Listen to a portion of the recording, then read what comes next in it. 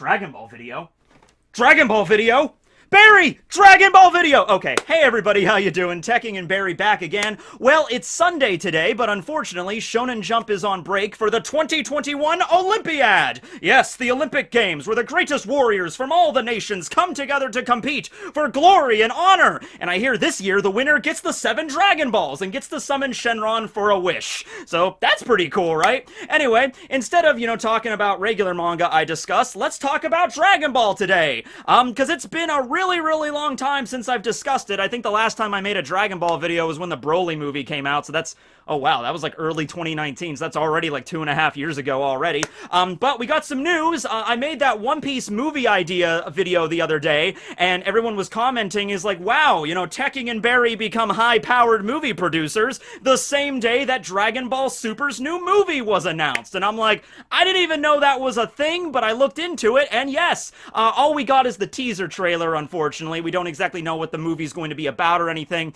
but we got the teaser trailer. We got an idea for the kind of animation that might exist because, like, Goku appears in the teaser trailer and he's kind of like CG. I'm not sure if the whole movie will be CG, because then we also see character designs for, like, Krillin and Piccolo and Pan, and they seem to be in the standard 2D kind of style, so I don't know if that means it's just, like, concept art in 2D, but then, when they actually, the movie comes out, they'll all be in 3D. I'm not really sure how that's going to go. And we got a few, scenes from the movie as well, including Piccolo's house. That's right, Piccolo finally got a house. That's great. That was a long-running joke in Dragon Ball Z Abridged that, Piccolo was just homeless. And, he doesn't have to be, because he literally has that magic materialization ability where he could just, like, make clothing or giant hourglasses like he did with Boo that one time. He could just do that, so it makes sense that he has a house. We just haven't seen it up until now, because it's like, whenever we see Piccolo, he's out there, fighting or training, or whatever. I don't think we're ever going to really see Piccolo like, okay, guys, I'm gonna go home now and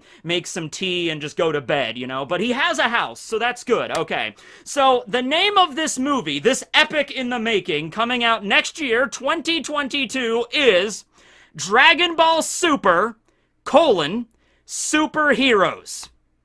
Dragon Ball Super, Superheroes. Super appears in this title twice. Not to be confused with regular Dragon Ball Super, or to be confused either with Dragon Ball Heroes, or, which I didn't even know this existed until just now, Super Dragon Ball Heroes.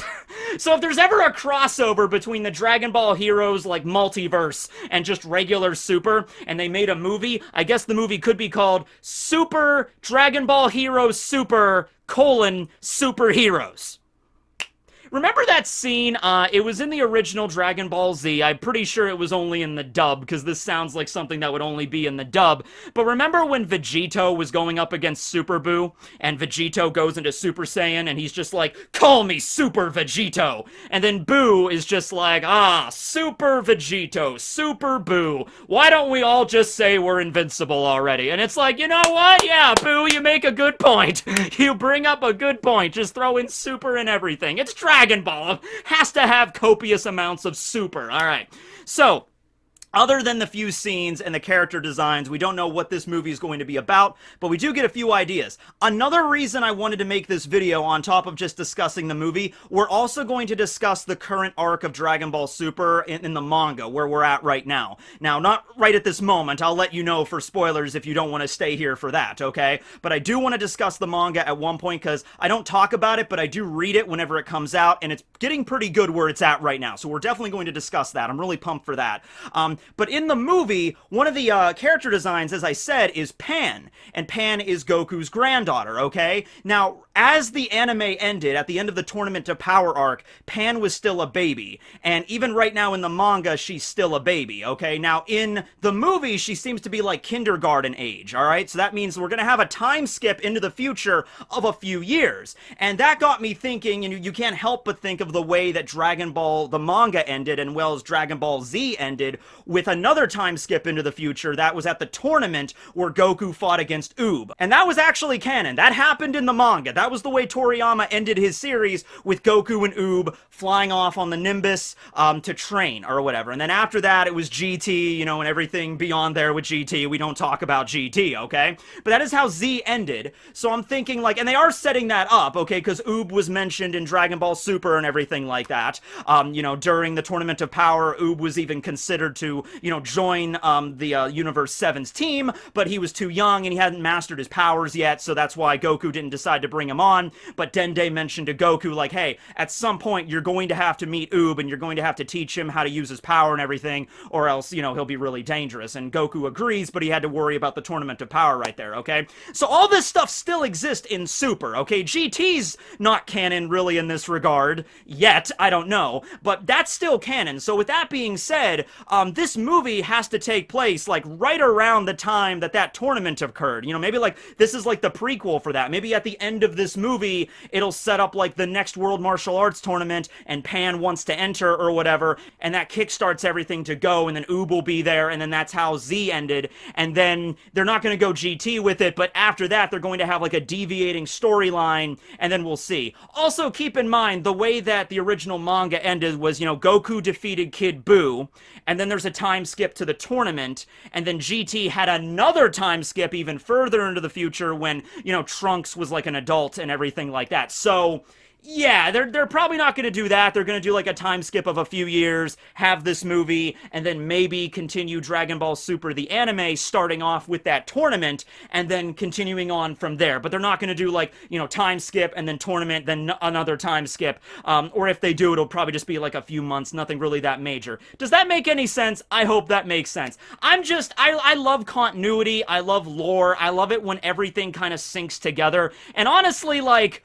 okay, GT had good moments. I mean, Super Saiyan 4 was absolutely phenomenal. I don't care what you say. I mean, there's a lot of parts of GT that sucked, but Super Saiyan 4 is probably, like, the best thing that came out of it. There's other good stuff, too. Like, the Baby arc was pretty decent. You know, Baby was good as, like, a villain and everything. The Shadow Dragons, okay.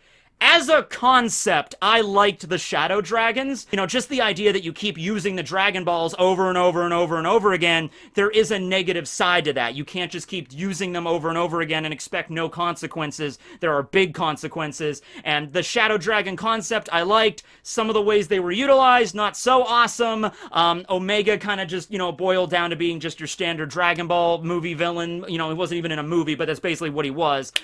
So the concept of that, pretty cool. If they could rework that, I would like that. That would be cool. They could rework that or include Super Saiyan 4 into the story at some point, but whatever. We're talking way, way, way further down the line here.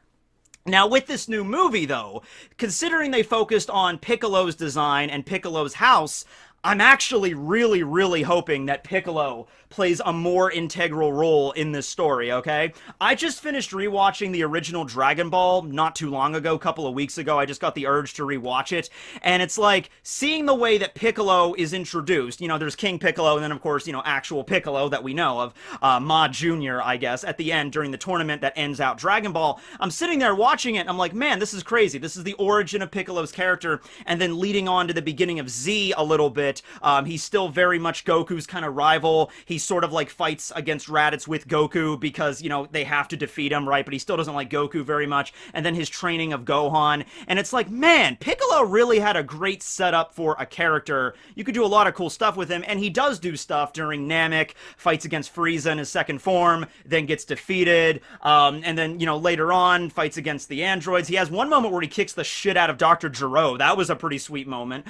But, you know, it's the same issue with like Tien Shinhan, Yamcha, a lot of other characters that aren't Saiyans. You get to a point where it's like, all right, they're just not going to be able to stand up to Cell or Boo or, you know, whoever we have coming down the pipeline as the next big bad of the series, right? And out of all of them, I would love Tien Shinhan to get some more action. I was so happy when Tien joined, you know, Universe 7 for the Tournament of Power. I'm like, okay, Tien, time to show them what you're made of there. And Krillin is the first to be eliminated, which even then I kind of felt bad. It's just like, really? Okay, everyone was expecting that, but Tien's gonna last long, and he's the second one. All right, well, Yeah, that's how that goes. But Piccolo, man, Piccolo has some opportunity. He has so much more with his character and his story that can be fleshed out, and for him to interact with the rest of the cast and for him to have a serious fight again, that would be great. Okay, so can we have that? That would be awesome if we could have that. So if you're gonna showcase like Piccolo's house and his character design,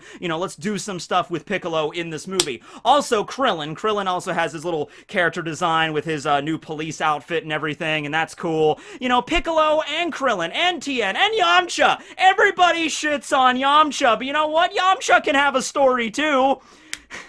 Dragon Ball Super, superheroes. And then right before the movie's actually released in theaters, we find out the true subtitle, Dragon Ball Super, The Rise of Yamcha. The Wolf Fang Fist comes back in full force. This is it. This is what it's going to be, right? Absolutely wonderful. Okay.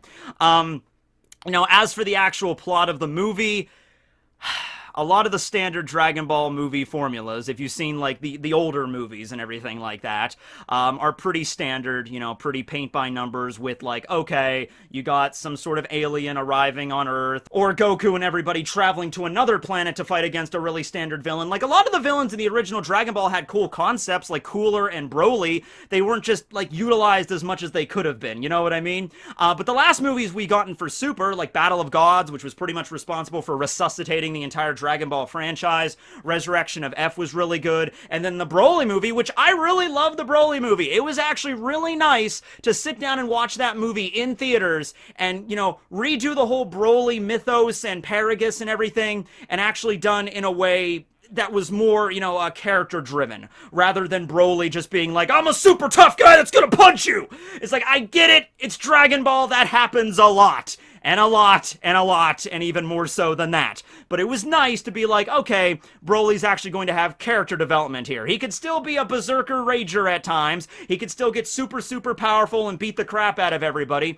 But he has a character underneath all of that, okay? That's not just like his one-note character, like in Second Coming, where he pretty much just, basically the entire movie doesn't even really have much dialogue. He just screams the name of Kakarot over and over and over again. And then at the end of the Broly movie, the one that just came out, it was brilliant. I love that when, it's like Goku's there on Vampa, and he's just like giving him food and stuff, and then he's just like, oh, you could call me Kakarot, and Broly just looks at him, and then that's the end of the movie, and I'm like, okay, that was pretty clever how you did that, right?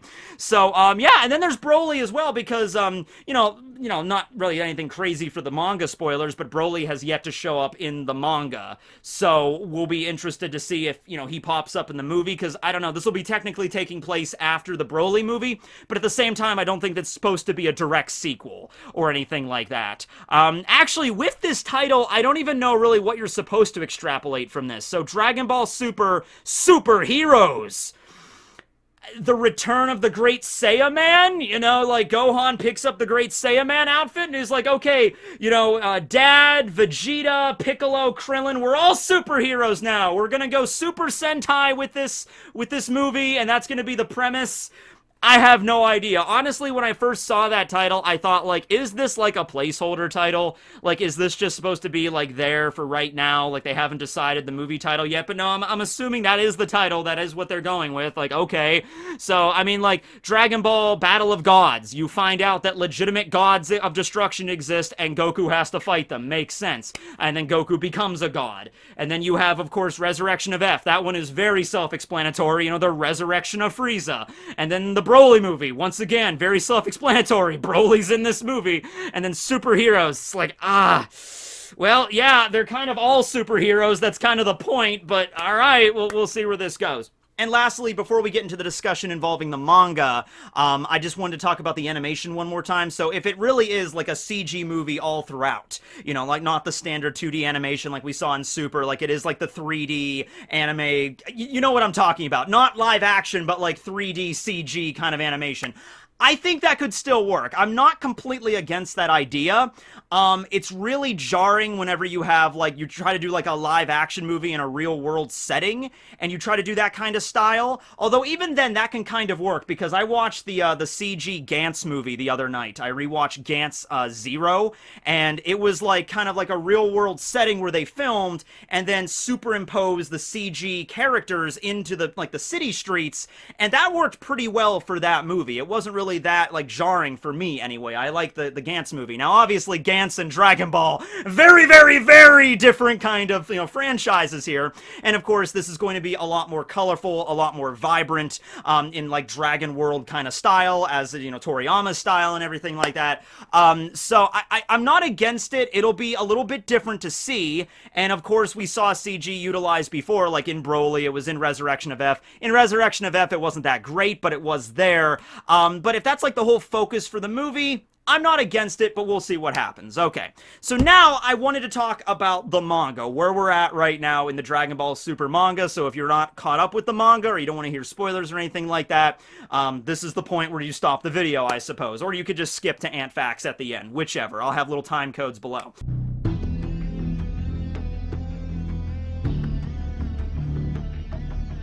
Alright, so, Vegeta's transformation, right? Oh my god, that was good! That was good! I really like that. The transformation at first, when you just see his face and he loses the eyebrows and he gets the brow and everything like that, I'm like, Super Saiyan 3? God? Is that what we're doing now? But no, it doesn't seem to be like that. It really does seem to be Vegeta embracing the powers of a god of destruction, okay? He's got the earring and everything. He knows how to use the Hakai technique. Of course, there's a lot more stairs he has to climb here, but this is good. This is really good where we're going with this. As for Granola, okay, how do you feel about Granola? Please let me know how you feel about Granola. All right, I like his character. I like the way that it's set up as, like, okay, we're going back to space again. Obviously, Frieza's empire has wiped out a lot of planets, and the Saiyans worked with Frieza for a very long time to also wipe out planets. So I like the idea, and it was explored before in GT and everything like that, with the Tuffles. But, the idea that, like, hey, the Saiyans wiped out this, how do you even say it? Okay, it's cereal, so the Cerealians, they wiped out the Cerealians race, and Granola is like the lone survivor, the lone warrior that is out for vengeance to eliminate Frieza at all costs, as well as the Saiyans and everybody that, had a hand in the destruction of his planet. Not the destruction of his planet, but the destruction of his civilization, because the planet itself is still there, right? I think it's the other alien species that's inhabiting it, and Granola's living with an elderly Namekian, okay? So they have Dragon Balls, okay? However, that's a little bit cheap in its own right, because these Dragon Balls only exist in a pair of 2! So you just have to gather 2, and you get the same magical wish powers as all the other ones. I'm like, alright, okay, that was a little bit odd, but alright, fine, whatever. Maybe this Namekian, he's really, really old. Maybe he's one of the most ancient Namekians out there. He's as old as maybe Guru was, maybe even older, screw it. And he has, like, a lot of power accrued, and so that's why it's only, like, 2 Dragon Balls. And I guess at the end of the day, whenever a Namekian of the Dragon Clan makes the Dragon Balls, I guess they get to choose how many they want to make, right? They don't have to make 7 if they don't want to. It's maybe they just, like, choose to make 7, so it's a little bit more difficult to gather them together, so they're not doing that all the time, and then this Namekian just decided to make 2. Whatever, okay. So, the one part of the arc that I was a little bit dubious of, and I'm like, alright, does this make sense? So, Granola summons the dragon to be like, hey, I want to be the strongest warrior in the universe. And the dragon even clarifies this by saying, okay, you want to be the strongest in this universe other than the gods themselves, alright? Because obviously the dragon would not be able to make him on the same level as Beerus, or, as a god of destruction, or not even close to Whis, who's an angel, or any of those beings. It's like, you just want to be the strongest mortal living in Universe 7. And Granola's like, yes, I want to do that. And the dragon's like, okay, I can do that, but I can't do that, alright? So what I can do, and this is kind of like that Pawn Stars meme, like, best I can do is $5. Best I can do, though, is I can compress your lifespan down. So essentially, I think what the dragon did was, okay, I can raise your power to the maximum that you would have naturally had that ability, right? Like, if you trained like crazy every single day, and you reached your maximum possible potential over the course of your life, I can make it get to that point, And then what I can do is compress all of that down in order to make you the strongest in the universe. And if I do that, I can't remember the exact number, but I think it was only 2 or 3 years that Granola would have left.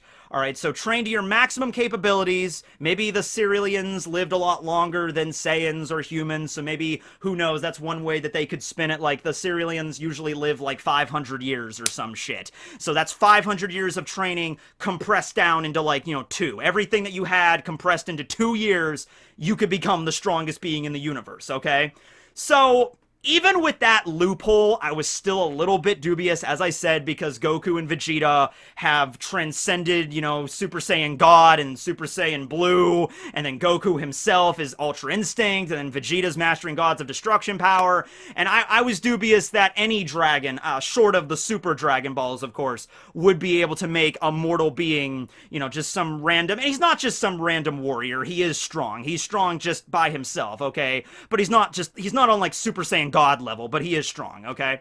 In the last chapter, Vegeta did bring up something very, very important, and I want to mention that. He says, even though you are strong, and, like, in terms of absolute strength, you are probably stronger than me and Kakarot and everybody.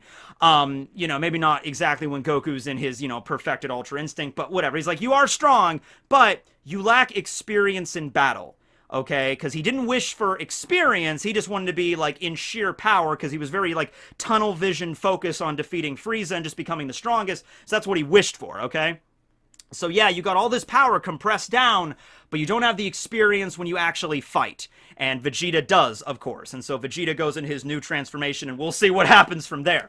I'm really hoping that, and I'm pretty sure this is the way it's going, but I'm really hoping that, they eventually convince Granola that they don't mean him any harm directly. We're not, even Vegeta said it in the last chapter, but Vegeta's Vegeta, so he's not going to sit down with a cup of tea and explain the situation to Granola. He's not going to be like, wait, hold on there, before you come at me and try to kill me, just to let you know we don't work for Frieza anymore. And Granola he basically takes it as like, oh, you have no pride, you Saiyans, tossing away your boss to save your own life. Basically, he thinks Vegeta's lying. Vegeta's not going to be like, no, sit down. Okay, look, here's what happened, alright? I did work for Frieza, and then Frieza went crazy with power, and then we killed Frieza, and then we thought he was dead, and he came back, and then my son from the future cut him in half, and then we thought he was really dead, but then a few years happened, we became Super Saiyans, even more than Super Saiyan. Giant Bugman showed up, we killed him, and then, we fought against a giant piece of bubble gum, and then we killed him, and then the Super Saiyan 3 thing happened, and then a bunch of other stuff occurred, and then finally Frieza came back from the life, but we killed him again, but then there was this tournament that also almost killed everybody, and so we had to bring him back to life through the power of an angel, so, like, Vegeta's Vegeta. He's not going to sit down and explain this. He's just like, dude, if you don't believe me when I say we're not working for Frieza, I don't care. Let's fight, You want to fight, I'll fight you, but it's kind of a fruitless effort on your end, right? Because all it's going to result is probably your death or your defeat, and it's all for nothing because we're not even your real enemy, but sure, if you want to fight me, bring it on, right?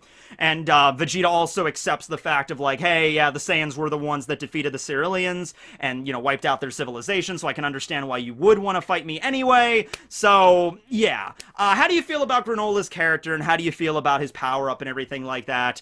I think so far, there's a little bit of extension of disbelief you gotta give, but I think it's okay. I think it's already okay, considering how Vegeta is probably going to wreck his shit in the next chapter. But I want to learn more about him, too. I mean, like, after he calms down and maybe agrees to work together with Goku and Vegeta to take on the Heaters and then eventually Frieza again.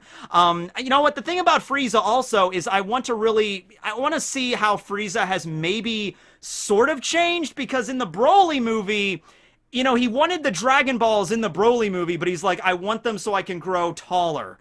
And it's just like, you might think that's kind of a goofy kind of premise for Frieza, but at the same time, I'm thinking, like, did Frieza sort of learn his lesson? Like, because Frieza has died so many times now, pretty much the exact same way. Like, he acts like an asshole, tries to take over the universe, tries to wipe out Goku or Vegeta, and he ends up getting killed. And that's happened to him, like, 3 times. If you include the time that Goku almost killed him on Namek, and then Trunks really did kill him when he came back to Earth, and then they killed him again in Resurrection of F, like, if you really want to look at it that many times, like, is Frieza just just never going to learn his lesson? Is he never going to change? It's like every single time he gets revived, it doesn't matter. It doesn't matter if he's revived 7 times or 70 times or 7,000 times.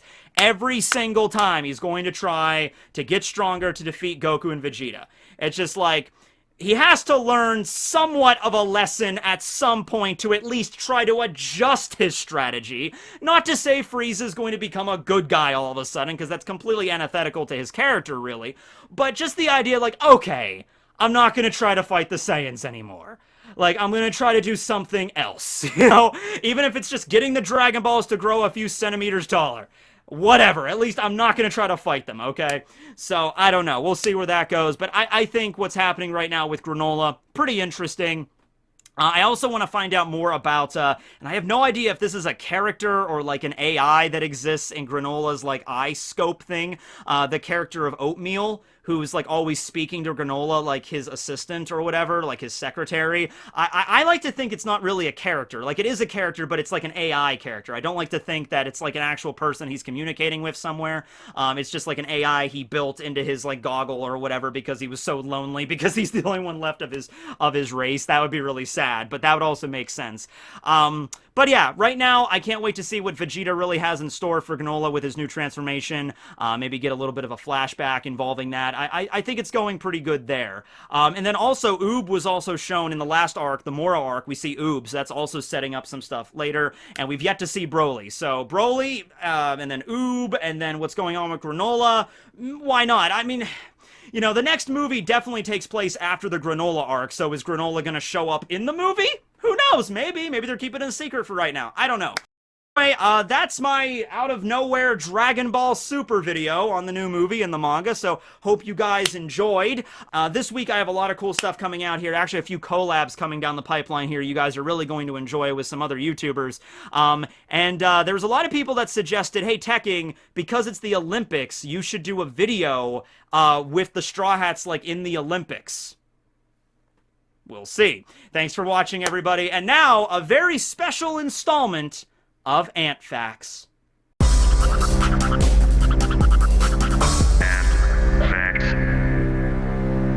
Okay, everyone, presenting a very rare live edition of Ant Facts. Facts about ants. That's you guys and other insects, but mostly ants. Guy looked out his car window looking very confused at me because I'm videotaping ants, but okay. So here's a bunch of ants. I don't know the species of ant, but they're, you know, swarming around something. I don't really see anything in particular that they're swarming around, but they're here. I thought it was this thing. Like, you can kind of see something sticking out of them, but I think that's just a twig. So I don't know, but they're forming a line. They're doing stuff. You can see them over there in the grass. So, yeah, there's your ant fact for the day. These are ants in the field. Yeah, I'm not really sure if those were ant facts, but it was pretty cool that I saw that today while walking home. So, there you go. Thanks for watching, everybody. Tekking and Barry, signing out.